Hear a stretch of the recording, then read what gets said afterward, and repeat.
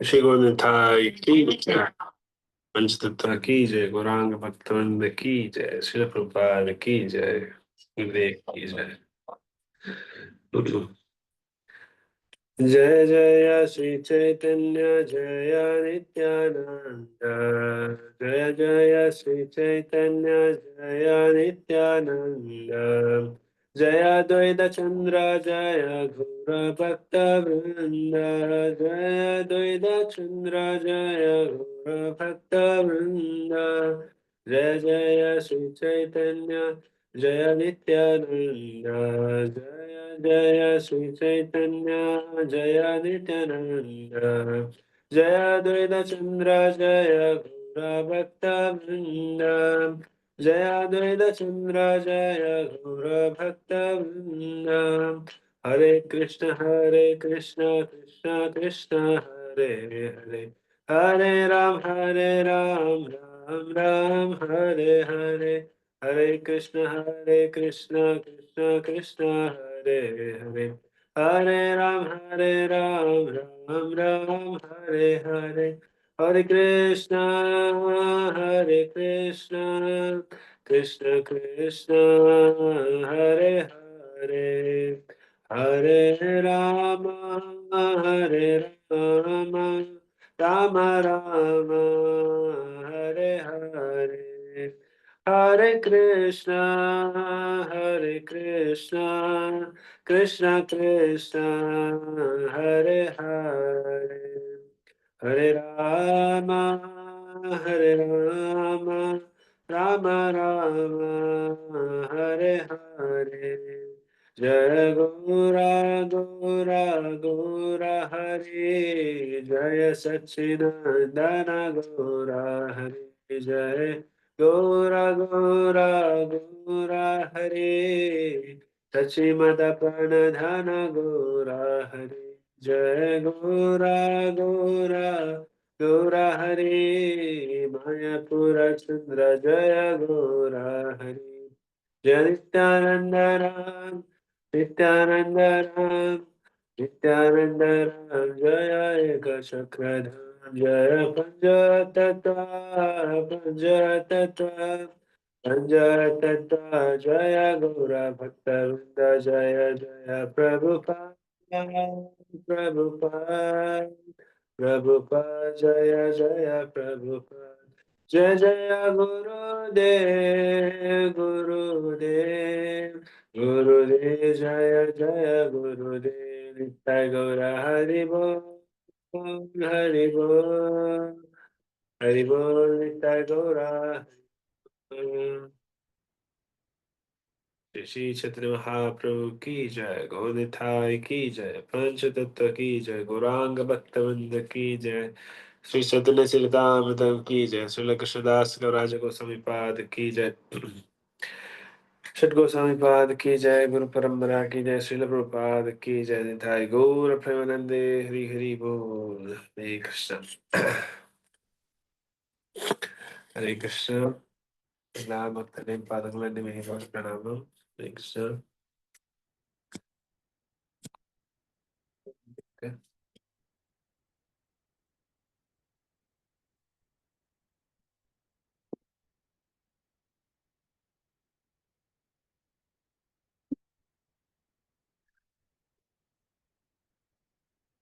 Remember Tapsian Bhuvati, Yadunna Charitamrita,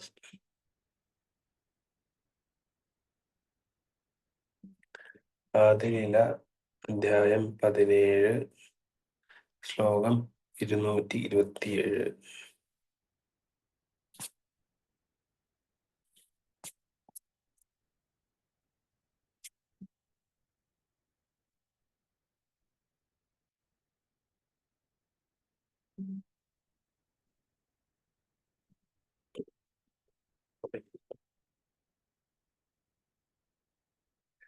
ॐ ज्ञानतिमिरान्धस्य ज्ञानाञ्जनशलाकया चक्षुरुन्मिलितं येन तस्मै श्रीगुरवे नमः।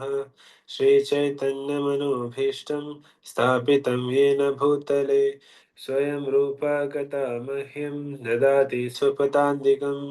वन्देऽहं श्रीगुरून् श्रीयुतापदकमलं श्रीगुरून् वैष्णवांश्च श्रीरूपं साग्रजातं सहगणरघुनाथान्वितं तं सजीवं साद्वैतं सावधूतं परिजनसहितं कृष्णचैतन्यदेवं श्रीराधाकृष्णपादान् सहगणललिता श्रीविशाखान्वितांश्च हे कृष्ण करुणा सिन्धु दीनबन्धो जगत्पते गोपेश गोपिका कान्द राधा कान्द नमोस्तुते तप्तकाञ्चन गौरांगी राधे वृन्दावनेश्वरी वृषभानुसुते देवी प्रणमामि हरिप्रिये वाञ्छाकल्पतरुपस्य कृपा सिन्धुभ्येव च पतितानां पावनेभ्यो वैष्णवेभ्यो नमो नमः पञ्चतत्त्वात्मकं कृष्णं भक्तरूपस्वरूपकं भक्तावतारं भक्ताख्यं नमामि भक्तशक्तिकं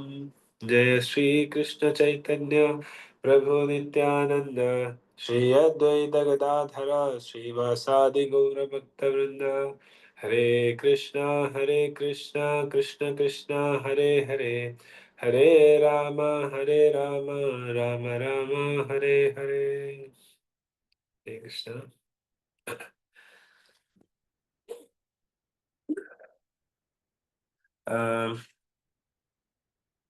മാതാജി മലയാളത്തിൽ വായിക്കാൻ റെഡി അല്ലേ മാതാജി വിവർത്തനവും ഭാഗവതവും പ്രിയ സച്ചിനാഥ മാതാജി ഇല്ല പ്രഭു, ഞാൻ വായിക്കാം. വേറെ ഏതെങ്കിലും ഡിവോട്ടീസും കൂടെ കാണും. ബുക്ക് ഉണ്ടെങ്കിൽ റെഡി ആയിരിക്കുക. ഫസ്റ്റ് ഇപ്പൊ ഞാൻ തുടങ്ങാം പ്രഭു. ഹരേ കൃഷ്ണ. ഹരേ കൃഷ്ണ.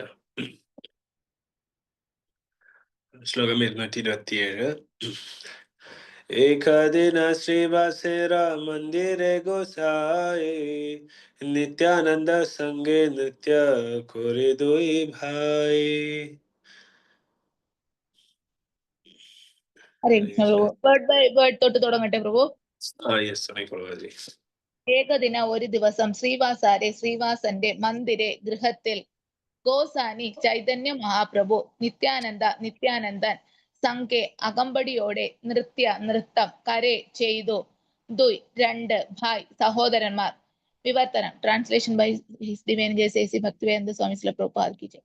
ഒരു ദിവസം മഹാപ്രഭുവും നിത്യാനന്ദ പ്രഭുവും ശ്രീവാസ ഠാക്കൂറിന്റെ വിശുദ്ധ ഭവനത്തിൽ നൃത്തം ചെയ്യുകയായിരുന്നു.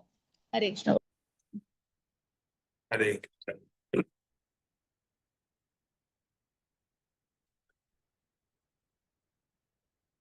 ശ്ലോകം 228.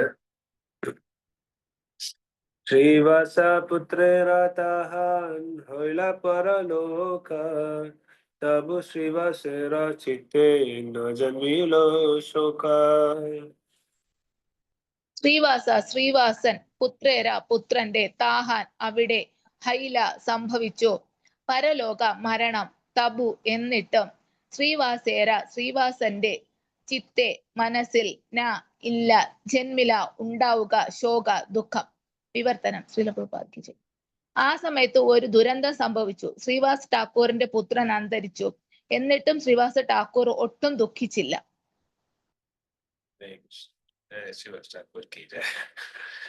ശ്ലോകം 229. मृधा पुत्र मुखे खोइले ज्ञानेर कथाना आपने धुई भाई होइला श्रीवास नंदन. മൃതപുത്ര മരിച്ച പുത്രന്റെ മുഖേ വായിൽ കൈല ചെയ്തു. ജ്ഞാനത്തിന്റെ കഥന സംഭാഷണം ആപനെ സ്വയം.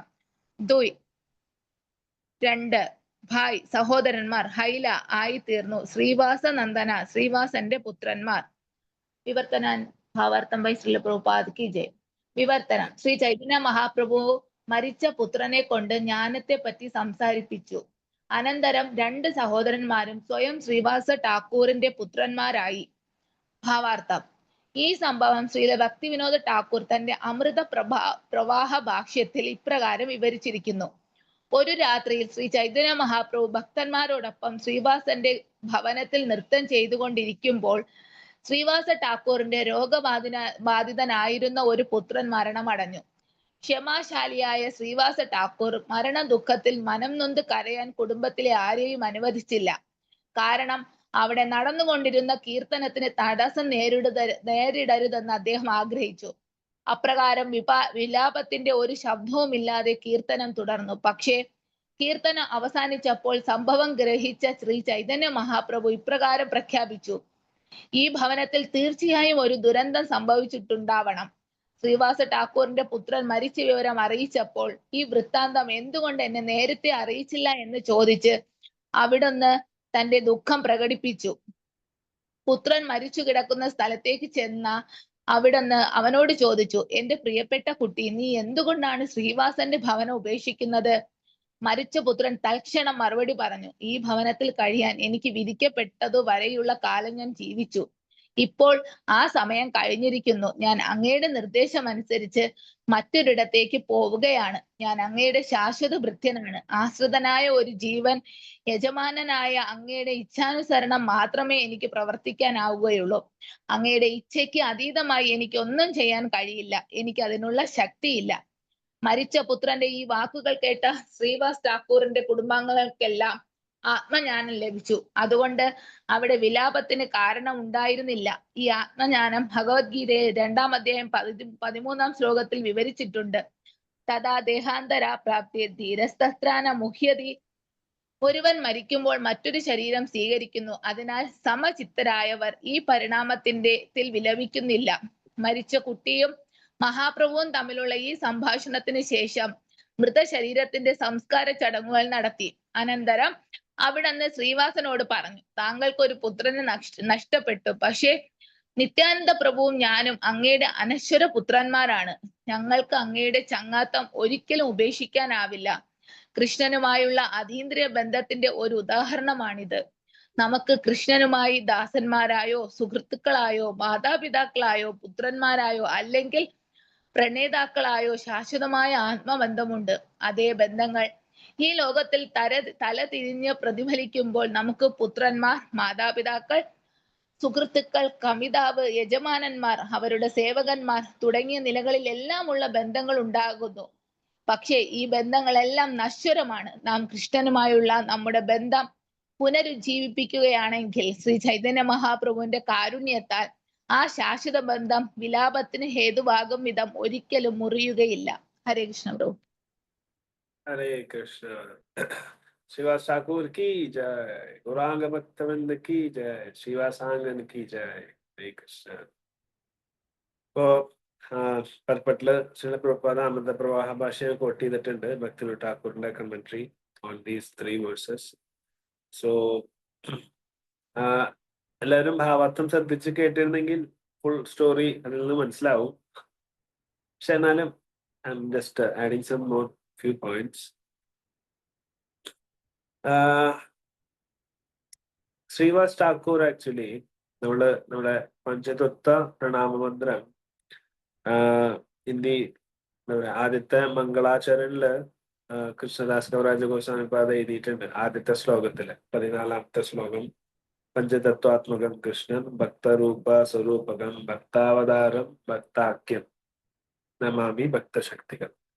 സോ ഇതില് ഭക്തരൂപ ചൈതന്യ മഹാപ്രഭു, ഭക്തസ്വരൂപ നിത്യാനന്ദ പ്രഭു, ഭക്താവതാരം അദ്വൈതാചാര്യ, ഭക്ത അതായത് ഭക്ത എന്ന് പറയുന്നത് അല്ലെങ്കിൽ ഭക്ത ആഖ്യ എന്ന് വെച്ചാൽ ആഖ്യ എന്ന് വെച്ച് കഴിഞ്ഞാൽ ടു ബി നോൺ ആസ് അല്ലെങ്കിൽ അങ്ങനെ അറിയപ്പെടുന്നു, ഭക്തനായിട്ട് അറിയപ്പെടുന്നു. അതായത് ഭക്തൻ അതില് ശ്രീവാസ് ഠാക്കൂറാണ്. ഇത് ഭക്തശക്തി എന്ന് പറയുന്നത് ഗദാധര പണ്ഡിറ്റ്. ഇപ്പോ ശ്രീവാസ് ഠാക്കൂർ ആക്ച്വലി നാരദ മുനിയാണ് ശ്രീവാസ് ഠാക്കൂറായിട്ട് വന്നിരിക്കുന്നത്. അപ്പൊ ആക്ച്വലി നാരദ മുനി എല്ലാ ക്രിയേഷനിലും നാരദ മുനി ഉണ്ടാവുന്നില്ല. ഓക്കെ, അത് ആക്ച്വലി വിശ്വനാഥ് ചക്രവർത്തി ഠാക്കൂറിന്റെ സാരാർത്ഥ ദർശിനി ടീക്കയില് അദ്ദേഹം പറയുന്നുണ്ട്. അതായത് നാരദ മുനി ആക്ച്വലി ഭഗവാന്റെ ഭക്തിശക്തിയുടെ ഒരു എന്താ പറയാ മാനിഫെസ്റ്റ് ഭക്തിശക്തി രൂപം കൈക്കൊണ്ടതാണ് നാരദമുനി. അപ്പോ എപ്പോഴും നാരദമുനിയുടെ ഇൻകാർണേഷൻ എല്ലാ സൃഷ്ടിയിലും ഉണ്ടാവണമെന്നില്ല. അത് ആവശ്യമുള്ളപ്പോ മാത്രമേ ഭഗവാൻ എടുക്കുന്നുള്ളൂ. അപ്പോ ഈ സൃഷ്ടിയിൽ ആവശ്യമാണ്, കാരണം നാരദ മഹർഷി ശ്രീവാസ് ഠാക്കൂറായിട്ട് വരേണ്ട ആവശ്യം ഉണ്ടായിരുന്നു. ഓക്കെ, പിന്നെ വേറെ കുറെ കാര്യങ്ങൾ നാരദമുനിയെ കൊണ്ട് ഭഗവാനെ ചെയ്യിക്കാനുണ്ടായിരുന്നു. ഇപ്പോ Narada Muni is very special personality. Okay, ഭഗവാന്റെ എല്ലാ മിക്ക ലീലകളിലും നാരദമുനിയുടെ ഒരു എന്താ പറയാ എവിടെയെങ്കിലും ഒരു ടച്ച് ഇല്ലാണ്ടിരിക്കില്ല. ഈവൻ നമ്മുടെ ജഗന്നാഥിന്റെ ഫോം തന്നെ ജഗന്നാഥ് കൃഷ്ണൻ ഭഗവാൻ അത് കാണിച്ചു കൊടുത്തിട്ടുള്ളത് DT, അതായത് വിഗ്രഹ രൂപത്തിൽ വരുന്നതിന് മുമ്പ് അത് ആകെ കണ്ട ഒരേ ഒരു വ്യക്തി നാരദ മഹർഷി മാത്രമാണ്. വേറെ ആർക്കും കാണിച്ചു കൊടുത്തിട്ടില്ല. അപ്പൊ അപ്പൊ Narada Muni is very special personality. അത് വേറൊന്നും കൊണ്ടല്ല, അത് ഭഗവാന്റെ തന്നെ ഭക്തിശക്തിയുടെ ആവിർഭാവമാണ് അല്ലെങ്കിൽ സ്വരൂപമാണ്. അത് ആ രൂപം കൊണ്ടതാണ് നാരദമുനി. ആക്ച്വലി ഭഗവാൻ തന്നെ വിവിധ രൂപത്തില് വിവിധ ഭാവത്തില് വരുന്നു എന്ന് വേണമെങ്കിൽ പറയാം. അപ്പോ ബട്ട് എന്താ പറയാ എപ്പോഴും ഭക്തനായിട്ട് തന്റെ ഭഗവാന്റെ സേവകനായിട്ടാണ് നാരദ മഹർഷി എപ്പോഴും ജീവിച്ചിട്ടുള്ളത്. അത് ഒരിക്കലും നാരദമുനി ഒരിക്കലും ഭഗവാന്റെ പൊട്ടൻഷ്യൽ അല്ലെങ്കിൽ ഭഗവാനാണ് എന്നൊരു ഭാവം ഒരിക്കലും സ്വീകരിച്ചിട്ടില്ല നാരദമുനി. ഓക്കെ, ബാക്കിയുള്ള അവതാരങ്ങളെ കമ്പയർ ചെയ്ത് നോക്കും. അപ്പോ നാരദമുനിയോട് അല്ലെങ്കിൽ ശ്രീവാസ് ഠാക്കൂറിനോട് ഭഗവാനുള്ള ഒരു പ്രത്യേക വാത്സല്യമാണ് നമുക്ക് ഇവിടെ കാണാൻ കഴിയുന്നത്. അതുപോലെ തന്നെ നമ്മള് പലപ്പോഴും നമ്മുടെ നാട്ടിലൊക്കെ ഓ അവന് നാരദന്റെ സ്വഭാവ എന്നൊക്കെ പറഞ്ഞ നാരദനെ ഒരു അങ്ങനെ ഒരു നെഗറ്റീവ് ഷെയ്ഡില് അല്ലെങ്കിൽ ഒരു കളിയാക്കുന്ന തരത്തിൽ നാരദ മഹർഷി നമ്മൾ ഉപയോഗിക്കാറുണ്ട്. പക്ഷെ നാരദമുനി എന്താ പറയാ ഭയങ്കര എക്സോൾട്ടഡ് ഡിവോട്ടി, ഭയങ്കര ശുദ്ധ ഭക്തനാണ്. അതാണ് നമുക്ക് ഇവിടെ അദ്ദേഹത്തിന്റെ ഭക്തി എന്തോരുണ്ടെന്നാണ് ശ്രീവാസ് ഠാക്കൂറിന്റെ രൂപത്തിൽ വന്നിട്ട് നമുക്ക് കാണിച്ചു തരുന്നുണ്ട്. അപ്പോ ശ്രീവാസ് ഠാക്കൂർ ഒരു ഗൃഹസ്ഥനാണ്. ശ്രീവാസ് ഠാക്കൂറിന്റെ ഭാര്യ മാലതി മാത, പിന്നെ അദ്ദേഹത്തിന്റെ പുത്രൻ. അദ്ദേഹത്തിന് ആ മകന് കുറച്ച് വയ്യാതെ ഇരിക്കുകയായിരുന്നു, അസുഖം ബാധിച്ചിരിക്കുകയായിരുന്നു. പക്ഷേ മഹാപ്രഭു എപ്പോഴും മഹാപ്രഭുവിന്റെ കീർത്തൻ, അതായത് മഹാപ്രഭുവിന്റെ വെരി ക്ലോസ് അസോസിയേറ്റ്സ് ആയിട്ടുള്ള കീർത്തൻ നിത്യാനന്ദ പ്രഭു ആസ്വദിച്ചിരുന്നത് ശ്രീവാസാങ്കണത്തിലായിരുന്നു. ശ്രീല പ്രഭുപാദ് തന്നെ പറയുന്നുണ്ട്, സങ്കീർത്തന മൂവ്മെന്റിന്റെ ഹെഡ് ക്വാർട്ടേഴ്സ് ആണ് ശ്രീവാസാങ്കനം എന്ന്. ബേസിക്കലി അവിടുന്നാണ് ഇത് സ്റ്റാർട്ട് ചെയ്തത് എന്നുള്ളത്. ഇനി മറ്റൊരു സ്ഥലത്ത് ശ്രീല പ്രഭുപാദ് വേറെ ഒന്നും പറയുന്നുണ്ട്, ശാന്തിപൂരിൽ നിന്നാണ് ഈ സങ്കീർത്തന മൂവ്മെന്റ് എസ്റ്റാബ്ലിഷ് ചെയ്തത്. കാരണം എന്താണെന്ന് വെച്ച് കഴിഞ്ഞാൽ ശാന്തിപൂര് അദ്വൈത ഭവനിലാണ്, അദ്വൈതാചാര്യരുടെ വീട്ടിൽ വെച്ചിട്ടാണ് മഹാപ്രഭു, നിത്യാനന്ദ പ്രഭു, അദ്വൈതാചാര്യം എല്ലാവരും ഇരുന്നിട്ട് ഫസ്റ്റ് ഇഷ്ടാഗോഷ്ഠി, അവരുടെ ഫസ്റ്റ് മീറ്റിംഗ് നടന്നത്. നമുക്ക് എങ്ങനെ സങ്കീർത്തന മൂവ്മെന്റ് റീച്ച് ചെയ്യാം, അല്ലെങ്കിൽ എല്ലായിടത്തിലേക്കും ഹരിനാമം അല്ലെങ്കിൽ കൃഷ്ണപ്രേമം നമുക്ക് എങ്ങനെ സ്പ്രെഡ് ചെയ്യാം എന്നുള്ളതിനെ പറ്റി ചർച്ചകളെല്ലാം ചെയ്തത് അദ്വൈത ഭവനിലാണ്. ഇനി ജസ്റ്റ് ഒരു അഡീഷണൽ പോയിന്റ് പറഞ്ഞത് മാത്രം. ശ്രീവാസാങ്കന്റെ മറ്റൊരു പ്രത്യേകത എന്താണെന്ന് വെച്ച് കഴിഞ്ഞാൽ, ഇപ്പൊ നവദീപ് ധാം മഹാത്മ്യം നമ്മള് വായിച്ചു കഴിഞ്ഞാൽ നമുക്ക് അതിൽ നിന്ന് മനസ്സിലാക്കാൻ പറ്റും, നവദീപ് ധാമും വൃന്ദാവന ധാമും തമ്മില് യാതൊരു വ്യത്യാസവും ഇല്ല. ഓക്കെ, അത് അങ്ങനെ നമ്മൾ വ്യത്യാസം കാണുകയാണെങ്കിൽ നമുക്ക് ഒരിക്കലും എന്താ പറയാ മഹാപ്രഭുവിന്റെ കൃപ നമുക്ക് ഒരിക്കലും കിട്ടില്ല, അല്ലെങ്കിൽ അയാൾക്ക് ഒരിക്കലും ഭഗവാന്റെ ധാമത്തിലേക്ക് പോകാനും കഴിയില്ല. അപ്പോ വൃന്ദാവന ധാമത്തില് ഉള്ള എല്ലാ സ്ഥലങ്ങളും എല്ലാ വസ്തുക്കളും നവദീപ് ധാമിലും ഉണ്ട്. ഇപ്പൊ വൃന്ദാവന ധാമില് തന്നെ ഏറ്റവും ഒരു ഉയർന്ന ഒരു എന്താ പറയാ ഏറ്റവും ഉയർന്ന ലീല നടന്ന ഭഗവാന്റെ രാസലീല നടന്ന രാസമണ്ഡലം ഉണ്ടല്ലോ, ആ രാസമണ്ഡലമാണ് ശ്രീവാസാങ്കൻ. നവദ്വീപിലെ രാസമണ്ഡലമാണ്, അതായത് വൃന്ദാവനത്തിലെ രാസമണ്ഡലമാണ് നവദ്വീപിലെ ശ്രീവാസാങ്കൻ എന്ന് പറയുന്നത്. അതിപ്പോ എല്ലാം ഉണ്ട്, രാധാകുണ്ടുണ്ട്, ശ്യാംകുണ്ടുണ്ട്, ഗോവർദ്ധൻ ഉണ്ട്. ഗോവർദ്ധൻ കൊലദ്വീപില് അപരാധഭഞ്ജൻ പാട്ട് നടന്ന ലീല നടന്ന സ്ഥലം, അത് നമുക്ക് എനിക്ക് തോന്നുന്നു അത് കഴിഞ്ഞില്ലെന്ന് അറിയില്ല, അത് വരുന്നുണ്ട്. നമുക്ക് കാണാൻ കഴിയും. ദേവാനന്ദ പണ്ഡിറ്റുമായിട്ടുള്ള ഒരു ലീലയുണ്ട്. അപ്പോ അങ്ങനെ എല്ലാം വൃന്ദാവനത്തിലുള്ള എല്ലാം നവദ്വീപ് ധാമത്തിലും ഉണ്ട്. ഇപ്പോ ഈ ശ്രീവാസാങ്കണത്തിൽ വെച്ച് മഹാപ്രഭു എക്സ്റ്റേണലി കീർത്തൻ രസയില് അല്ലെങ്കിൽ ആ കീർത്തനത്തിൽ ഇൻവോൾവ് ആണെങ്കിലും Mahaprabhu internally what Krishna was experiencing in the Rasamandala the same feeling, അതേ എന്താ പറയാ കൃഷ്ണൻ എന്താണോ രാസമണ്ഡലത്തിൽ രാസലീല ചെയ്യുമ്പോൾ അനുഭവിച്ച ആ ആനന്ദം, അതേ സന്തോഷമാണ് മഹാപ്രഭു ആന്തരികമായിട്ട് അതേ ആനന്ദത്തിലായിരുന്നു, ആറാടുകയായിരുന്നു അദ്ദേഹം ഇവിടെ എല്ലാവരുടെയും കൂടെ സങ്കീർത്തനം ചെയ്തു. അപ്പോ ഇത് മനസ്സിലാക്കിയ വളരെ ക്ലോസ് ആയിട്ടുള്ള അസോസിയേറ്റ്സ് മാത്രം, അതായത് വളരെ എന്താ പറയാ മഹാപ്രഭുവിന്റെ കൂട്ടാളികൾ മാത്രമേ ശ്രീവാസാങ്കണത്തില് ഇരുന്ന് കീർത്തനം ചെയ്യുന്നുള്ളൂ. അപ്പൊ ഇത് ഏറ്റവും നന്നായി അറിയുന്ന ഒരാളാണ് ശ്രീവാസ് ഠാക്കൂർ.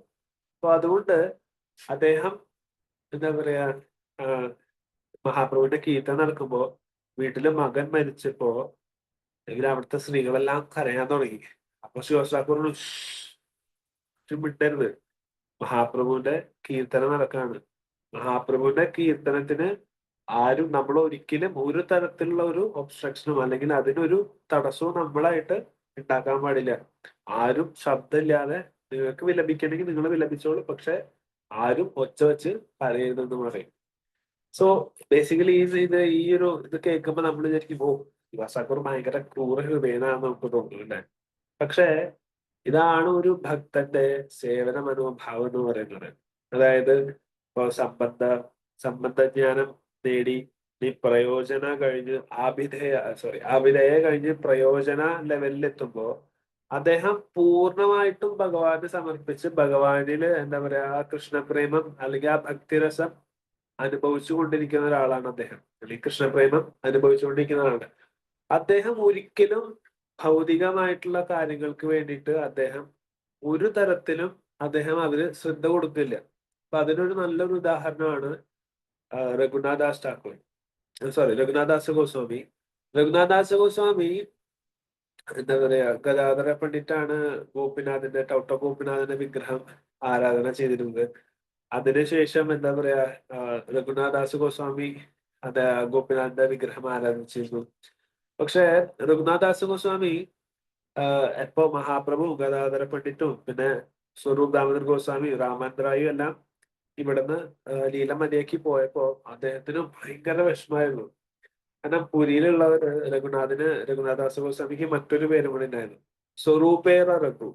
അതായത് സ്വരൂപന്റെ രഘു മലയാളത്തിൽ പറയുകയാണെങ്കിൽ, അതായത് സ്വരൂപ് ദാമോദരന്റെ ചേല അല്ലെങ്കിൽ എന്താ പറയാ സ്വരൂപ് ദാമോദരന്റെ ശിഷ്യൻ എന്നാണ് ഈ രഘുനാഥദാസ് ഗോസ്വാമിനെ എപ്പോഴും പറയും. അദ്ദേഹം അത്രയും പ്രിയപ്പെട്ടായിരുന്നു സ്വരൂപ് ദാമോദർ ഗോസ്വാമിക്ക് രഘുനാഥദാസ് ഗോസ്വാമി.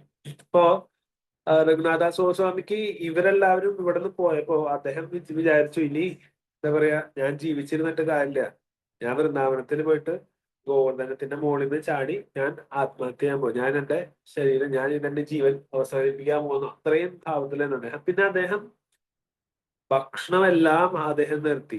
അദ്ദേഹത്തിന് ഈ എന്താ പറയാ ജീവൻ ശരീരത്തിൽ നിലനിർത്താൻ മാത്രമായിട്ട് അദ്ദേഹം ഡെയിലി എന്താ പറയാ ഒരു 100 ml 100 മില്ലി എന്താ പറയാ മോരുവെള്ളം ഇല്ലേ, മോരുവെള്ളം മാത്രമാണ് അദ്ദേഹം കഴിച്ചിരുന്നത്. അത് മാത്രമേ അദ്ദേഹം കഴിച്ചിരുന്നുള്ളൂ. അത് കഴിഞ്ഞിട്ട് വൃന്ദാവനത്തിലെത്തി ആത്മഹത്യ എന്നൊക്കെ ചോദിച്ചപ്പോ അവിടെ രൂപഗോസ്വാമി ചന്ദന ഗോസ്വാമി പറഞ്ഞു, അത് ചെയ്യരുതെന്ന് പറഞ്ഞിട്ട് അദ്ദേഹത്തിന് അവിടെ ഇരുന്നിട്ട് രാധാകുണ്ടിൽ ഇരുന്നിട്ട് മഹാപ്രഭുവിന്റെ ലീലകളെ പറ്റി പറയാനുള്ള ഒരു അവസരം കിട്ടി. പക്ഷെ അദ്ദേഹം അത് അങ്ങനെ അവിടെ രാധാകുണ്ടിന്റെ തീരത്തിരുന്ന് ചെയ്തു. അത് കേട്ടിട്ടാണ് കവിരാജ ഗോസ്വാമി ചൈതന്യ ചരിതാമൃതം എഴുതുന്നത്. ഇപ്പോ ഭഗവാൻ, അതായത് ആ കൃഷ്ണപ്രേമ ആ ശുദ്ധഭക്തിയുടെ ലെവലിലേക്ക് എത്തുമ്പോൾ അവർക്ക് ഭൗതികമായ തലത്തിൽ ഭൗതികമായ ശാരീരികമായിട്ടുള്ള കാര്യങ്ങൾക്ക് വേണ്ടി അവർ ഒരിക്കലും ഒന്നും അവര് കെയർ ചെയ്യില്ല. അവരെപ്പോഴും ഭഗവാന്റെ സന്തോഷത്തിന് വേണ്ടി മാത്രമേ അവര് ശ്രമിക്കുകയുള്ളൂ. ഭഗവാൻ ഹാപ്പി ആയിരിക്കണം, അതിനുവേണ്ടി ഞാൻ എത്ര വിഷമിച്ചാലും കുഴപ്പമില്ല. ആശ്രയിഷ്യവാപാതരതാം പിനുഷ്ടുമാം അദർശനാൻ മർമഹതാം കരോത്വ യഥാ തഥാ ഭാവി തഥാ തനം പടോ പ്രാണനാഥാസുഹേമനട്ടോ. ഹരേ കൃഷ്ണ. നീലമീൻ പറഞ്ഞു.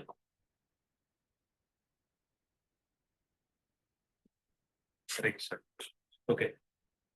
ഇപ്പോ കൃഷ്ണ, നിങ്ങൾ എന്റെ മുമ്പിൽ വന്നില്ലെങ്കിലും എന്നെ നിങ്ങൾ കാലുകൊണ്ട് തൊഴിച്ചാലും എന്നെ അടിച്ചാലും എന്ത് പറഞ്ഞാലും എന്റെ പ്രാണൻ അങ്ങ് തന്നെയാണ്, എപ്പോഴും പ്രാണനാഥൻ അങ്ങ് തന്നെയാണ്. ആ ഒരു ഭാവമാണ് ഇവിടെ ശ്രീവാസ് ഠാക്കൂറും നമുക്ക് കാണിച്ചു തരുന്നത്. ശുദ്ധഭക്തിയുടെ ഏറ്റവും ടോപ്പ് മോസ്റ്റ് ലെവൽ ഒരു ഭക്തൻ എങ്ങനെ ആയിരിക്കണം എന്നാണ് നമുക്ക് കാണിച്ചു തരുന്നത്. അല്ലെങ്കിൽ നമ്മൾ ഭക്തിയിലേക്ക് ഉയർന്നു വരുമ്പോൾ, നല്ല ഒരു ശുദ്ധഭക്തനായി വരുമ്പോൾ അയാളുടെ ബിഹേവിയർ എങ്ങനെയായിരിക്കണം എന്ന് ആണ് അദ്ദേഹം കാണിച്ചു തരുന്നത് ശ്രീവാസ്. അതുവഴി എന്തുണ്ടായി, അങ്ങനെ ശ്രീവാസ് ഠാക്കൂർ പെരുമാറിയെങ്കിലും പിന്നീട് എന്തുണ്ടായി? മഹാപ്രഭു കീർത്തൻ കഴിഞ്ഞപ്പോ മഹാപ്രഭുവിന് തന്നെ എന്താ പറയാ, അതൊരു എന്താ പറയാ ഒരു സാറ്റിസ്ഫാക്ഷൻ കിട്ടുന്നില്ല. അപ്പൊ എന്റെ മഹാപ്രഭു മനസ്സിലായി എന്തോ ആരോ ഇവിടെ എന്തോ തെറ്റായി എന്തോ ചെയ്തു, ഒരു നെഗറ്റീവ് ഫീലിംഗ് അദ്ദേഹത്തിന് കിട്ടി. അങ്ങനെ അദ്ദേഹം അന്വേഷിക്കുകയാണ്. അപ്പോഴാണ് കാണുന്നത് ശ്രീവാസ് ഠാക്കൂറിന്റെ മകൻ മരിച്ചത്.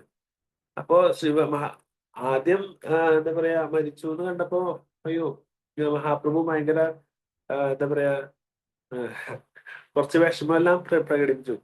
പക്ഷെ എന്താ പറയാ ശ്രീവാസ് ഠാക്കൂർ അപ്പോഴും എന്താ പറയാ അദ്ദേഹം ഭയങ്കര ശാന്തരായി നിന്നു. അപ്പൊ അദ്ദേഹം എന്ത് ചെയ്യും, മഹാപ്രഭു വന്നിട്ട് ഈ മരിച്ച പുത്രനെ ഒന്ന് കൈകൊണ്ട് തലോടും. അദ്ദേഹം വീണ്ടും ജീവൻ വെച്ച് ഉണർന്നെഴുന്നേക്കും. അപ്പൊ മഹാപ്രഭു ചോദിക്കുന്നുണ്ട്, എന്തിനാ നീ ശ്രീവാസ് ഠാക്കൂറിനെ വിട്ടു പോയതെന്ന്. അപ്പൊ മകൻ പറയാണ്, ഭഗവാനെ, അങ്ങ് എനിക്ക് ഈ ശരീരത്തിൽ അനുവദിച്ച കാലാവധി കഴിഞ്ഞു. ഞാൻ ഇനി മറ്റൊരു ശരീരത്തിലേക്ക് പോവാണ്. അതുകൊണ്ടാണ് ഞാൻ ശ്രീവാസ് ഠാക്കൂറിനെ വിട്ട് പോയതെന്ന്. ഇപ്പോ ആ തത്വം, അതായത് നമ്മൾ ഭഗവത്ഗീത എല്ലാം പഠിക്കുമ്പോൾ അർജുനന് ഭഗവാൻ പറഞ്ഞു കൊടുക്കുന്ന ആദ്യത്തെ തത്വമാണ്, നമ്മള് ശരീരമല്ല, നമ്മള് ജീവാത്മാവാണ്.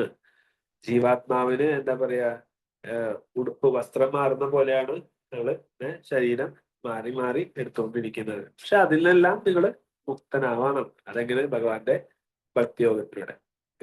അപ്പൊ ഈ ബേസിക് ഫിലോസഫിയാണ് ഇവിടെ എന്താ പറയാ ജീവൻ വന്ന ആ മകൻ പറഞ്ഞ് അവർക്കെല്ലാം മനസ്സിലായത്. അപ്പൊ മാലതി മാതയ്ക്കും ശ്രീവാസ് ഠാക്കൂറിനും അവിടെയുള്ള എല്ലാവർക്കും വളരെ സന്തോഷമാവും. ഓക്കെ, ആ മകന് ശരിക്കും മരണം സംഭവിച്ച ആ ജീവാത്മാവ് മറ്റൊരു ശരീരത്തിലേക്ക് പോവാണെന്ന് പറഞ്ഞപ്പോ അവർക്കും ഒരു മനസ്സിന് അവരുടെ ശാന്തി കിട്ടി.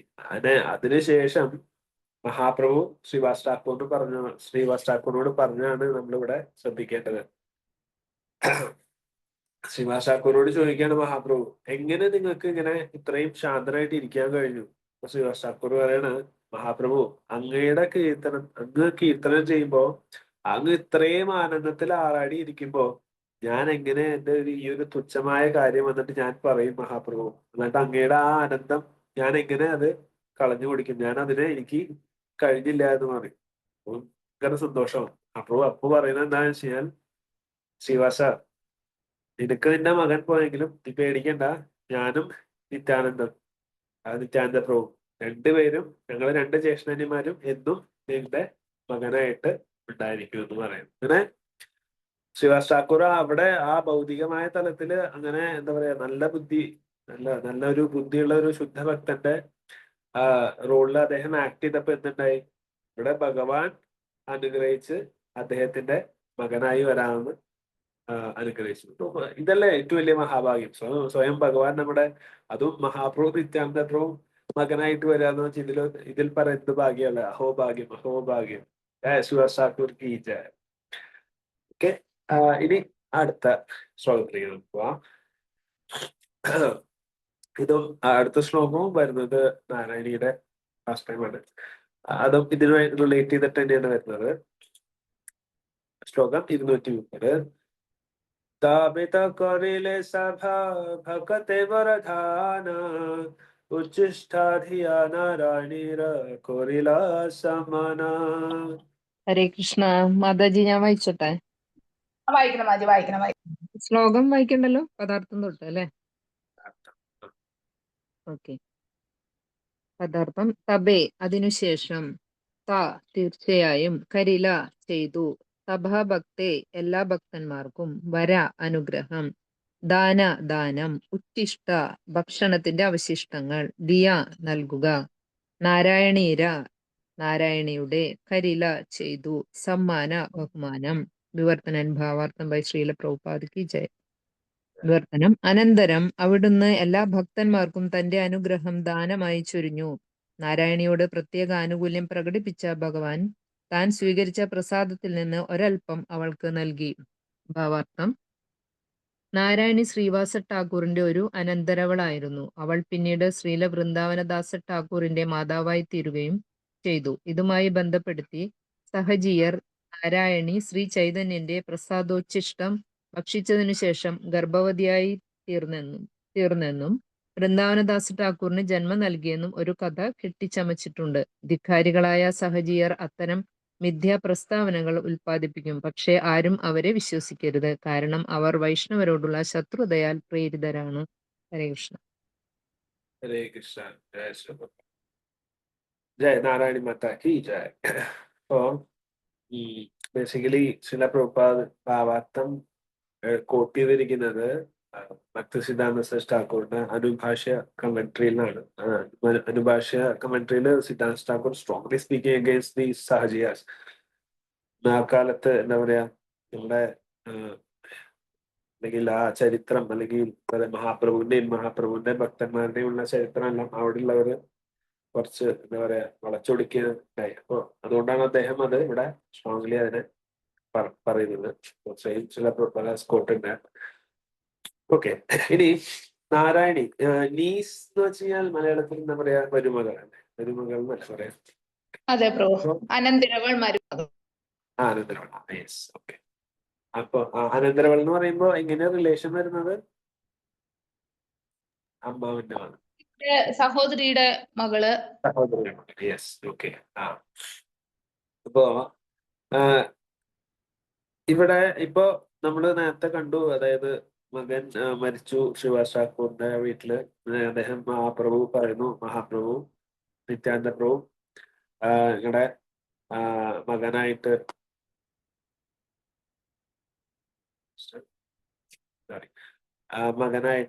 ഉണ്ടാവും എന്ന് പറയുന്നു. അങ്ങനെ അനുഗ്രഹം കൊടുക്കുന്നു. അപ്പൊ അങ്ങനെ അവിടെ എല്ലാവർക്കും ഭയങ്കര സന്തോഷവും. അപ്പൊ എല്ലാവരും വീണ്ടും കീർത്തനം ചെയ്യുമ്പോൾ ഹരി ഹരി ഹരി ഹരി എന്ന് പറഞ്ഞിട്ട് എല്ലാവരും ഭയങ്കര സന്തോഷത്തിൽ ഭയങ്കര കീർത്തനം ചെയ്യും.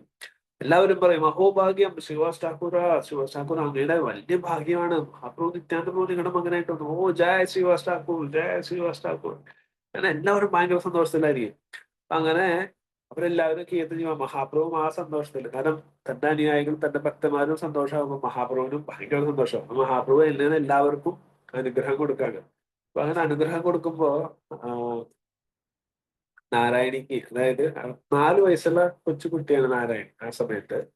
അപ്പൊ മഹാപ്രഭു എന്താ പറയാ, നാരായണിനെ വിളിച്ചിട്ട് നാരായണിക്ക് മഹാപ്രഭുവിന്റെ പ്രസാദം കഴിച്ച ഉച്ചിഷ്ടം നാരായണിക്ക് കൊടുക്കും. എന്ന് പറയും ഓൾവേസ് ക്രൈ ഫോർ കൃഷ്ണ, അല്ലെങ്കിൽ എപ്പോഴും കൃഷ്ണന് വേണ്ടി കരയണമെന്ന് നാരായണിയോട് പറയും. അതായത് ഭക്തിയിൽ ഭഗവാന്റെ നാമം ജപിച്ച് എപ്പോഴും കൃഷ്ണന് വേണ്ടി കരയണമെന്ന് കൊടുക്കും. അങ്ങനെ പറഞ്ഞ് മഹാപ്രഭു നാരായണിക്ക് കൃഷ്ണപ്രേമം കൊടുത്തു. 4 വയസ്സുള്ള നാരായണിക്കും കൃഷ്ണപ്രേമം കിട്ടി. ജയ് നാരായണി മാതാക്ക് ജയ്. അങ്ങനെ അങ്ങനെ മഹാപ്രഭുവിന്റെ ആ ഒരു അനുഗ്രഹം കൊണ്ട് പിൽക്കാലത്ത് എന്തുണ്ടായെന്ന് വെച്ചാൽ നാരായണി വലുതായി. അത് അവര് കല്യാണം കഴിച്ച് എനിക്ക് തോന്നുന്നു ഒരു രംഗനാഥ ഭട്ട എന്ന ഒരു അദ്ദേഹമാണ് കഴിക്കുന്നത്. അങ്ങനെ അവര് ചട്ടഗ്രാം, അതായത് ഇപ്പോഴത്തെ ബംഗ്ലാദേശിലെ ചിറ്റഗോങ്ങിലേക്ക് ഭർത്താവിന്റെ വീട്ടിലേക്ക് മാറും. അങ്ങനെ നാരായണിക്ക് ഒരു ആൺകുട്ടി ജനിക്കും. അങ്ങനെ ആ ജനിച്ച സമയത്ത് എന്താ പറയാ, നാരായണിന്റെ ഭർത്താവിന് മരണം സംഭവിക്കും. അപ്പൊ പിന്നെ ഭർത്താവ് മരിച്ചു കഴിഞ്ഞാൽ പിന്നെ ഭർത്താവിന്റെ വീട്ടിൽ നിൽക്കാതെ അദ്ദേഹം നാരായണിയും മകനും ശ്രീവാസ് ഠാക്കൂറിന്റെ വീട്ടിലേക്ക് തന്നെ വരും. ശ്രീവാസ് ഠാക്കൂറിന്റെ വീട്ടിൽ വെച്ചിട്ട് നാരായണിയുടെ മകന് നിത്യാനന്ദ പ്രഭു കരുണ കൊടുക്കും. അങ്ങനെ കരുണ കൊടുത്തിട്ട് എന്തുണ്ടാകുന്നു, നാരായണിയുടെ മകൻ ശ്രീ ചൈതന്യ ഭാഗവതം രചിക്കുന്നു. ചൈതന്യ ഭാഗവതം രചിച്ച ശ്രീല വൃന്ദാവൻദാസ് ഠാക്കൂറാണ് നാരായണിയുടെ മകനായിട്ട് പിറക്കുന്നത്. ആ മകന് നിത്യാനന്ദ പ്രഭുവിന്റെ അനുഗ്രഹവും കിട്ടി. വ്യാസദേവന്റെ എന്താ പറയുക, വ്യാസദേവന്റെ ഇൻകാർണേഷനാണ് വൃന്ദാവൻദാസ് ഠാക്കൂർ. അതുപോലെ മാലതി മാതയും നാരായണി മാതയും ആക്ച്വലി ഭഗവാന്റെ വൃന്ദാവൻ ലീലയില് മാലതി മാത, അതായത് ശ്രീവാസ് ഠാക്കൂറിന്റെ വൈഫ് വന്നിട്ട് അംബിക എന്ന് പറഞ്ഞിട്ടൊരു നേഴ്സാണ് ഭഗവാന്റെ. അതായത് ഭഗവാനെ എന്താ പറയാ എല്ലാം പരിപാലിക്കുന്ന യശോദമയ്യയുടെ നന്ദഭവനത്തിലുള്ള നേഴ്സാണ് അംബിക. ഈ അംബികയുടെ സഹോദരി കിളിപ്പിക എന്ന് പറഞ്ഞിട്ട് ഒരു സ്ത്രീ ഉണ്ടായിരുന്നു. അവരാണ് നാരായണിയായിട്ട് ചൈതന്യ ലീലയിൽ വന്നിരിക്കുന്നത്. അപ്പൊ ഈ കിളിപ്പികയുടെ പ്രത്യേകത എന്താണെന്ന് വെച്ച് കഴിഞ്ഞാൽ, കിളിപ്പിക എന്താ ചെയ്യാന്ന് വെച്ചാൽ അംബിക എപ്പോഴും ഭഗവാന് ഭക്ഷണം എല്ലാം ഊട്ടി കഴിഞ്ഞിട്ട് ബാക്കി വരുന്ന ഭക്ഷണം കിളിമ്പിക കിട്ടും. കിളിമ്പികയാണ് അത് എപ്പോഴും കഴിക്കാറ്. ഭഗവാന്റെ റെമിനൻസ് കിളിമ്പിക എപ്പോഴും കഴിക്കും. അപ്പൊ അതേ എന്താ പറയാ അതേ ഭാഗ്യം തന്നെയാണ് നാരായണിക്ക് ഇവിടെ കിളിമ്പികയാണ് നാരായണി എന്നുള്ളത്. ആ നാരായണിക്കും മഹാപ്രഭുവിന്റെ ശിഷ്ടം കൊടുത്ത് അങ്ങനെ നാരായണിക്കും കൃഷ്ണപ്രേമം ലഭിക്കും. ഓക്കെ. സോ ഇതാണ് നാരായണി മെത്തേഡിൽ വൃന്ദാവൻ ദാസ് ഠാക്കൂറിന്റെയും കഥ. പിന്നീട് വൃന്ദാവൻ ദാസ് ഠാക്കൂർ നിത്യാനന്ദ പ്രഭുവിന്റെ അനുഗ്രഹം കൊണ്ട് അദ്ദേഹം മഹാപ്രഭുവിന്റെ എന്താ പറയാ ലീലകളെല്ലാം വർണ്ണിച്ച് അതവര് ചൈതന്യ ഭാഗവതം എഴുതി. ഓക്കെ. ഹരേ കൃഷ്ണ. സമയമുണ്ടല്ലോ. ഓക്കെ. പിന്നെ ശ്ലോക 231.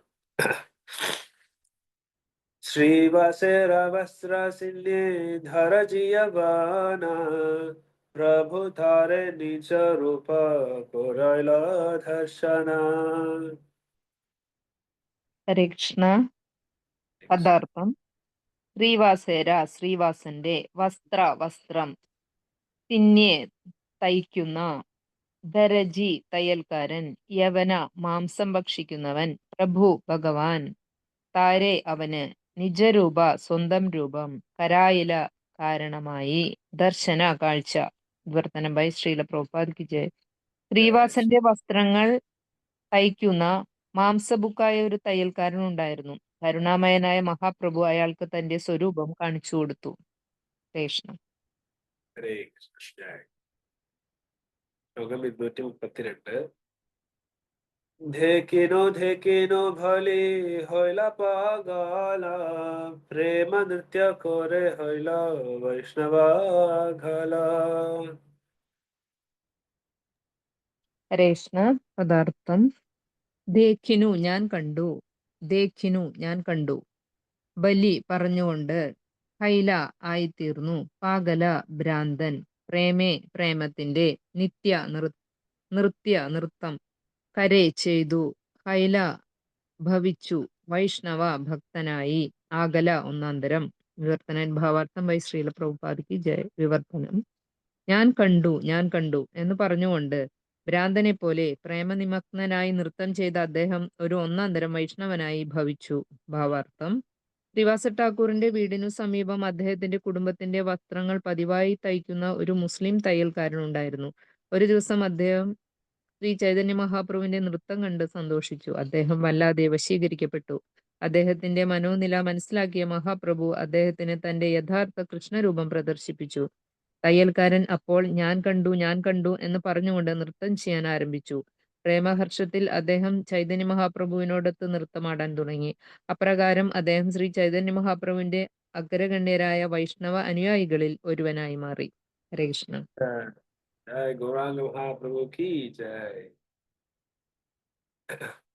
ഹരേ കൃഷ്ണ. അപ്പോ ഇവിടെ പറയുന്നത് ഒരു തയ്യൽക്കാരനെ പറ്റിയിട്ടാണ്. അദ്ദേഹം ഒരു യവനനായിരുന്നു. അദ്ദേഹം അന്ന് അക്കാലത്തുണ്ടായിരുന്ന അദ്ദേഹം എന്താ പറയാ ഒരു മുസൽമാനായിരുന്നു അദ്ദേഹം. ബേസിക്കലി എല്ലാവരും ഹിന്ദുക്കളായിരുന്നു. പക്ഷെ പിന്നീട് എന്താ പറയാ രാജാവിന്റെ സേവകരായവരൊക്കെ അന്ന് ഓട്ടോമാറ്റിക്കലി അവര് മുസ്ലിമുകളാക്കിയത്. അപ്പൊ അങ്ങനെ മുസൽമാനായതാണ് അദ്ദേഹം. അപ്പോ പക്ഷെ അദ്ദേഹത്തിന് വളരെ വലിയൊരു ഭാഗ്യം എന്തുണ്ടായെന്ന് വെച്ച് കഴിഞ്ഞാൽ അദ്ദേഹം താമസിക്കുന്നത് ശ്രീവാസ് ഠാക്കൂറിന്റെ വീടിന്റെ അടുത്താണ്. ശ്രീവാസാങ്കണത്തിന്റെ അടുത്താണ് അദ്ദേഹം താമസിക്കുന്നത്. അപ്പോ അദ്ദേഹം എപ്പോഴും ശ്രീവാസ് ഠാക്കൂറിന്റെ വസ്ത്രങ്ങളെല്ലാം അവരുടെ വീട്ടിലുള്ള എല്ലാവരുടെയും വസ്ത്രങ്ങൾ അദ്ദേഹമാണ് തയ്ച്ചിരുന്നത്. അപ്പോ അദ്ദേഹം ആ ചെയ്യുന്ന ജോലി അദ്ദേഹം വളരെ ശ്രദ്ധയോടെയും വളരെ വൃത്തിയായിട്ടും അദ്ദേഹം ചെയ്തിരുന്നത്. അപ്പൊ അങ്ങനെ അദ്ദേഹം ആ ഒരു പ്രവൃത്തി ചെയ്തതിലൂടെ എന്തുണ്ടായെന്ന് വെച്ച് കഴിഞ്ഞാൽ ശ്രീവാസ് ഠാക്കൂറിനെ സേവിച്ചത് കൊണ്ട് അല്ലെങ്കിൽ ശ്രീവാസ് ഠാക്കൂറിന്റെ വീട്ടിലുള്ള കുടുംബാംഗങ്ങളെ എല്ലാവരെയും സേവിച്ചത് കൊണ്ട് അദ്ദേഹവും മഹാപ്രഭുവിന്റെ കൃപയ്ക്ക് പാത്രീഭൂതനാവാണ്.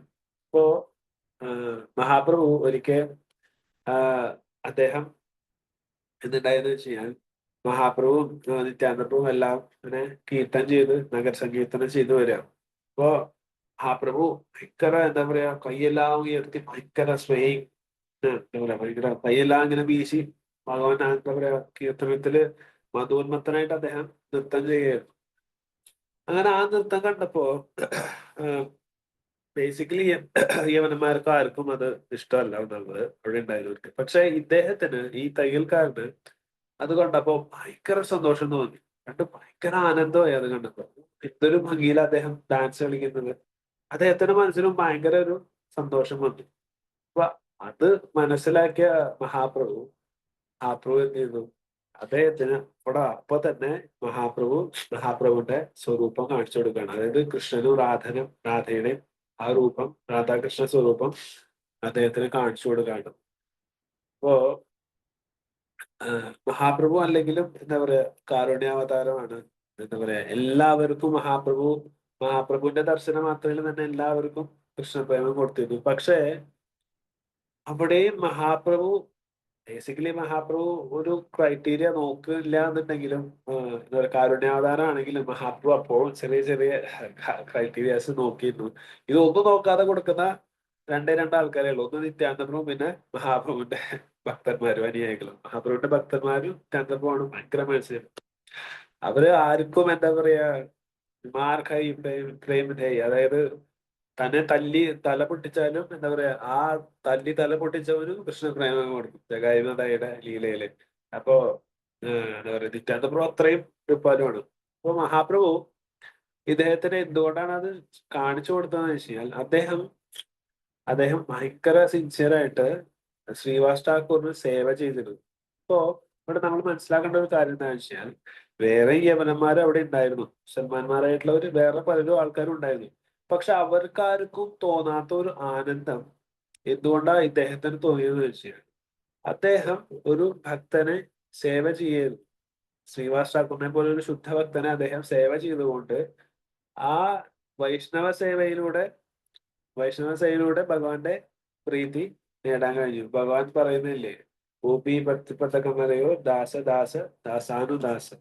ഈ ഭഗവാൻ തന്നെ ഗീതയിൽ പറയുന്നുണ്ട്, എന്റെ ഭക്തൻ ശരിക്കും, അല്ല സോറി, അതായത് ഭഗവാന്റെ ഭക്തനാണെന്ന് പറയുന്ന ഒരാളല്ല എന്റെ ഭക്തൻ. എന്റെ ഭക്തന്റെ ഭക്തനാണെന്ന് പറയുന്നതാണ് എന്റെ ശരിയായ ഭക്തനെന്ന്.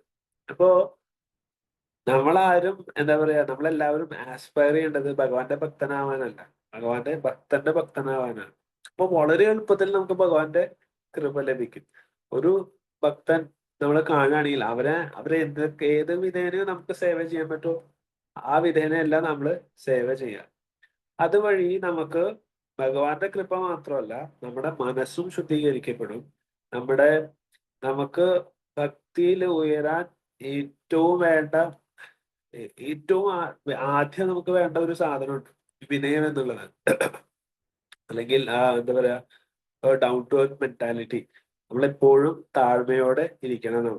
ആ ഒരു ഭാവം നമുക്ക് ഈ വൈഷ്ണവ സേവയിലൂടെ നമുക്ക് അച്ചീവ് ചെയ്യാൻ പറ്റുള്ളൂ. ഇപ്പോ ഷഡംഗ ശരണാഗതി പറയുന്നുണ്ട്, 6 ശരണാഗതിയുടെ അംഗങ്ങൾ ഭക്തിനു ഠാക്കൂർ എക്സ്പ്ലെയിൻ ചെയ്യുന്നുണ്ട്. അതിൽ ദൈന്യ, ആത്മനിവേദന, ഗോപ്തത്വ വർണ്ണ, അവശ്യ റക്കിബേ കൃഷ്ണ വിശ്വാസ പാലന, ഭക്തി അനുകൂല മാത്ര കാര്യ സ്വീകാര, ഭക്തി പ്രതികൂല ഭാവ വർജനാക്കിക്കാർ. 6 കാര്യങ്ങൾ: ദൈന്യ, ആത്മനിവേദന, ഗോപ്തത്വ വർണ്ണ, അവശ്യ രക്ഷിബേ കൃഷ്ണ വിശ്വാസ പാലന, ഭക്തി അനുകൂല മാത്ര കാര്യ സ്വീകാര, ഭക്തി പ്രതികൂല ഭാവ വർജനാക്കിക്കാർ. ഈ 6 കാര്യങ്ങളില് ആദ്യം പറയുന്നത് ധൈര്യം എന്ന് വെച്ചാൽ പിന്നെ ഹ്യൂമിലിറ്റി ആണ് നമുക്ക് വേണ്ടത്. ഈ ഹ്യൂമിലിറ്റി ഇല്ലാതെ നമ്മൾ എന്തൊക്കെ ചെയ്താലും we have to come down and serve the വൈഷ്ണവരെ നമ്മൾ സേവ ചെയ്ത് നമുക്ക് ഈ ഹ്യൂമിലിറ്റി ഡെവലപ്പ് ചെയ്താൽ മാത്രമേ നമുക്ക് ഭഗവാന്റെ നാമത്തിലേക്ക് പോകാൻ കഴിയുള്ളൂ. ഇല്ലാത്ത പക്ഷം എന്തുണ്ടാവുന്നതെന്ന് വെച്ച് കഴിഞ്ഞാൽ, ഭഗവാന്റെ ധാമം എന്ന് പറയുന്നത് ശ്വേതദീപ എന്ന് പറയുന്നത്, അതിന് ജീവഗോസ്വാമി 3 തരത്തിലെ അർത്ഥങ്ങൾ കൊടുക്കുന്നുണ്ട്. ശ്വേതദീപ എന്ന് വെച്ചാൽ, ശ്വേത എന്ന് വെച്ചാൽ വൈറ്റ്, വെള്ള നിറത്തിലുള്ള ദ്വീപ്, ശ്വേതദ്വീപ്. ഓക്കെ. ഇനി അടുത്ത അർത്ഥം എന്താ വെച്ചാൽ, ശ്വേത എന്ന വാക്കിന് സ്പോട്ട്ലെസ്, അല്ലെങ്കിൽ ഒരു മാലിന്യവും ഇല്ലാത്ത, അല്ലെങ്കിൽ കറ കളഞ്ഞ, അല്ലെങ്കിൽ എന്താ പറയുക, ഒരു ഡോട്ട്, ഒരു ബ്ലാക്ക് മാർക്കും ഇല്ലാത്ത, ക്ലീൻ ആയിട്ടുള്ള ആൾക്കാരുള്ള, സ്പോട്ട്ലെസ് ആയിട്ടുള്ള ആൾക്കാരുള്ള, അല്ലെങ്കിൽ കറകളഞ്ഞ മനുഷ്യരുള്ള, അവര് വസിക്കുന്ന സ്ഥലം എന്നും അർത്ഥമുണ്ട്. ഇനി 3ാമത്തെ അർത്ഥം പാൽക്കടല് ചുറ്റപ്പെട്ട ദ്വീപ്, അതുകൊണ്ട് ശ്വേതദ്വീപ എന്ന് പറയുന്നത്. ഈ ഗോലോകധാമത്തിലെ ആ പാലിനെ പറ്റി ജീവഗോസ്വാമി പറയുന്നുണ്ട്. അതായത് ഭഗവാന്റെ ധാമത്തിലെ ഗോലോകധാമത്തിലെ സുരഭി പശുക്കളുടെ എല്ലാം ഭഗവാന്റെ വേണുനാഥം കേൾക്കുമ്പോൾ അവരെല്ലാം തന്നെ പാല് ചേർത്തും. അങ്ങനെ പാല് ചേർത്തി അതെല്ലാം ഒരു വലിയൊരു അരുവിയായി, വലിയ പുഴയായി, അത് പിന്നെ വലിയ സമുദ്രവും. ആ സമുദ്രത്തിലാണ് ഈ ഭഗവാന്റെ ഗോലോകധാമം ഫ്ലോട്ട് ചെയ്ത് നിൽക്കുന്നത്.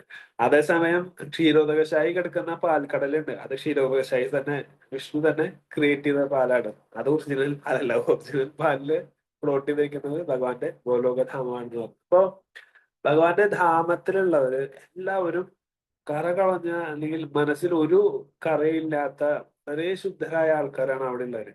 അപ്പൊ നമ്മള് ഭഗവാന്റെ ധാമത്തിലേക്ക് പോവാനായിട്ട് ശ്രമിക്കുന്നുണ്ടെങ്കിൽ നമ്മളും അതേ ലെവലിലേക്ക് ഉയരണം. അപ്പൊ അല്ലാത്ത പക്ഷം എന്തുണ്ടാവുന്നു, നമ്മൾ അവിടെ പോയിട്ട് എന്തെങ്കിലും കാണുമ്പോൾ നമ്മളിങ്ങനെ ആലോചിക്കും, ഇത് കൊള്ളാലോ. നമുക്കിങ്ങനെ എന്താ പറയാ, നമ്മുടെ ആ മനസ്സിലുള്ള ചെറിയ ചിന്തകൾ നമുക്ക് അവിടെ വരും. അപ്പൊ എന്തുണ്ടാവുന്നു, നമുക്ക് ചിലപ്പോ ഭഗവാൻ ആസ്വദിക്കുന്ന കാണുമ്പോ നമുക്ക് തോന്നും, ഇത് കൊള്ളാലോ, ഞാനും ഒന്ന് ട്രൈ ചെയ്യാം, എനിക്ക് ഒന്ന് ട്രൈ ചെയ്ത് നോക്കിയാലോ എന്നൊക്കെ ഇങ്ങനെ മനസ്സിൽ ചെറുതായിട്ടൊന്ന് തോന്നിയാൽ മതി. അതപ്പൊ തന്നെ നടക്കും. കാരണം അത് ചിന്താമണി ധാമമാണ്. അവിടെ നമ്മൾ മനസ്സിൽ ആഗ്രഹിച്ചാൽ മതി, അതെല്ലാം നമുക്ക് ഫുൾഫിൽ ആവും അവിടെ. അപ്പൊ നമ്മൾ മനസ്സിലങ്ങനെ അപ്പൊ തന്നെ അത് ഫുൾഫിൽ ആവും. അപ്പൊ അത് എന്താ പറയാ, ഭഗവാൻ അതിന് വേണ്ട, അപ്പോഴും ഭഗവാൻ തന്നെ അതിന് വേണ്ടി അറേഞ്ച്മെന്റ്സ് ചെയ്യണം. അപ്പോൾ വീണ്ടും ഭൗതിക ലോകം സൃഷ്ടിച്ച് നമുക്ക് ഒറ്റയ്ക്ക് പോയിട്ട് എൻജോയ് ചെയ്യാനുള്ള അവസരം നമുക്ക് ഭഗവാൻ ഉണ്ടാക്കി തരികയാണ്. ഓക്കെ, അപ്പോ ഇവിടെ നമ്മൾ മനസ്സിലാക്കേണ്ടതെന്ന് വെച്ചാൽ, ആ തയ്യൽക്കാരൻ അദ്ദേഹം എന്താ പറയാ, ഒരു മീറ്റ് ഈറ്റർ ആണ്. യവന എന്നുള്ളതിന് മീറ്റ് ഈറ്റർ, മാംസം ഭക്ഷിക്കുന്നവനെന്നാണ് പ്രഭുപാദ് ട്രാൻസ്ലേറ്റ് ചെയ്യുന്നത്. അപ്പോ ഒരു മാംസം കഴിക്കുന്ന വ്യക്തിയാണെങ്കിൽ കൂടി ഒരു ഭക്തനെ സേവ ചെയ്യുന്നത് കൊണ്ട് എന്തുണ്ടായി, ഭഗവാന്റെ ദർശനം കിട്ടി, മഹാപ്രഭുവിന്റെ ദർശനം കിട്ടി, ഭഗവാന്റെയും ദർശനം കിട്ടി. അങ്ങനെ അതിനുശേഷം ആരായി, ആഗില വൈഷ്ണവ, മുമ്പത്തെ ശ്ലോകത്തിൽ പറയുന്ന വൈഷ്ണവ ആഗല, അതായത് ആഗല എന്ന് വെച്ചാൽ ഫസ്റ്റ് ക്ലാസ്, അല്ലെങ്കിൽ ഒരു ശ്രേഷ്ഠനായ അഗ്രഗണ്യനായ ഭക്തനായ അദ്ദേഹം ഒരു വൈഷ്ണവനായിട്ട് അദ്ദേഹം മാറി. സോ നമ്മുടെ എന്താ പറയാ, ദിസ് ഈസ് അവർ നമുക്കൊരു ഗോൾഡൻ ഓപ്പർച്യൂണിറ്റി ആണ്. എപ്പോഴൊക്കെ ഭക്തന്മാരെ കണ്ടു ആവുന്ന വിധത്തിൽ നമ്മുടെ ശക്തിക്ക് അനുസരിച്ച് നമ്മള് സേവ ചെയ്യുക. അതുവഴി നമ്മുടെ മനസ്സിലുള്ള ആ അഹങ്കാരം, നിത്യഹങ്കാരത്തിനെ നമുക്ക് കുറച്ചു കൊണ്ടുവരാൻ കഴിയും. ഹ്യൂമിലിറ്റി, ഹംബിൾനെസ് നമുക്ക് ഡെവലപ്പ് ചെയ്യാനും കഴിയും. അതുവഴി നമുക്ക് ഭക്തിയിൽ ഉയർന്നു. നാമം ജപിക്കുന്നത് വഴി നമുക്ക് എന്താ പറയാ, ഈ ഹ്യൂമിലിറ്റി ഡെവലപ്പ് ചെയ്യാൻ കുറച്ച് ബുദ്ധിമുട്ടാണ്. ഇത് കുറേ സമയം എടുക്കും. പക്ഷെ ഭക്തന്മാരുടെ സേവ ചെയ്ത് കഴിഞ്ഞാൽ നമുക്ക് വേഗം ഹ്യൂമിലിറ്റി ഡെവലപ്പ് ചെയ്യാൻ പറ്റും. ഹരേ കൃഷ്ണ. എന്തെങ്കിലും സംശയം ഉണ്ടെങ്കിൽ ചോദിക്കാം. ഹരേ കൃഷ്ണ. താങ്ക് യു പ്രഭു. പ്രഭു 232 വരെ അല്ലേ വായിച്ചതെന്ന്? 232 വരെ. Yes. Thank you Prabhu. Thank you. ഹരേ കൃഷ്ണ. ഹരേ കൃഷ്ണ.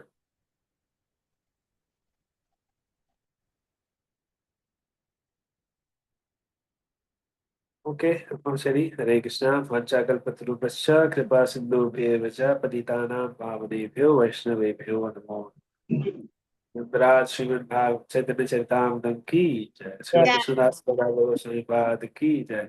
चैतन्य महाप्रभु की जय। गौर निताय की जय। गौरांग भक्तवृंद की जय। सद्गुरु गोस्वामी पाद की जय। गुरु परंपरा की जय। श्रील प्रभुपाद की जय। गुरुदेव की जय। निताय गौर प्रेमानंदे। हरि हरि बोल। Thank you so much प्रभु. हरे कृष्णा. प्रणाम प्रभु. हरे कृष्णा. प्रणाम प्रभु. हरे कृष्ण. हरे कृष्णा. प्रणाम. Good class. Hare Krishna. Close ചെയ്തോട്ടെ പ്രഭു? Yes, ma'am.